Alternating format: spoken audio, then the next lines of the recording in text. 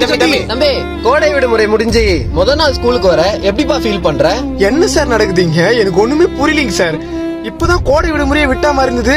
இத்தனை நாள் லீவ் எப்படி போச்சுன்னே தெரியலங்க சார். என்னமோ சனி ஞாயிறு லீவ் முடிஞ்சு திங்காம் ஸ்கூலுக்கு வர மாதிரி இருக்குது. ஏன்பா இப்படி சொல்ற? 1.5 மாசம் லீவ் உனக்கு பத்தலையா? பத்தலைங்க சார், சுத்தமா பத்தல. இது இது இது லீவே கிடையாது. நாங்க லீவ்ல தான் இருந்தோமா. இத்தனை நாள் லீவ் எப்படி போச்சு ஒண்ணுமே புரியலைங்க சார். இல்ல நான் திறமை தான் கேக்குறேன். வருஷத்துல ஒரு 2 மாசம் ஸ்கூல் வச்சுட்டு மீதி 10 மாசம் கோடை விடுமுறைன்னு விட்டானா கல்வித்துறை அமைச்சர் குறைஞ்ச போறாரு. வெறும் 1.5 மாசம் லீவ் எத்தனை ஸ்டூடெண்ட்ஸ் சார் பத்துச்சு? திடீர்னு ஸ்கூல் ரீஓபன்ன்றாங்க.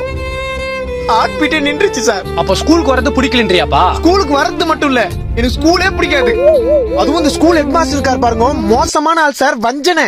அரசு விடுமுறையை விட்டா கூட அவன் ஆத்மா அடங்காது சார். சனிக்கிழமை கிளாஸ் ஸ்பெஷல் கிளாஸ் சொல்லிட்டு எங்க தோளுங்கெல்லாம் உச்சி தொங்க விட்டுருவான் சார். என்னப்பா சொல்ற? அவன் மூஞ்ச பார்க்காம தான் இத்தனை நாள் சந்தோஷமா லீவ்ல இருந்தேன். அதுக்குள்ள ஸ்கூல் ரீஓபன்ட்டாங்க. ஆமா, உங்க ஹெட் மாஸ்டர்னு சொல்றியே, அவர் பார்க்க எப்படிப்பா இருப்பாரு? நல்லா நெருப்பு கோழி முட்டையில இருந்து வந்த வாத்து குஞ்சு மாதிரியா இருப்பான் சார். அப்படியாப்பா? அவர் பேர் என்ன? அவர் பேர் என்னமோ வரும் சார். கோபாலகிருஷ்ணன். கோபாலகிருஷ்ணன் அவனே தான். ஆமா, அந்த ஆள் பேர் எப்படி உங்களுக்கு தெரியும்? சொன்னதே உங்க ஹெட் மாஸ்டர் தான்ப்பா. Head master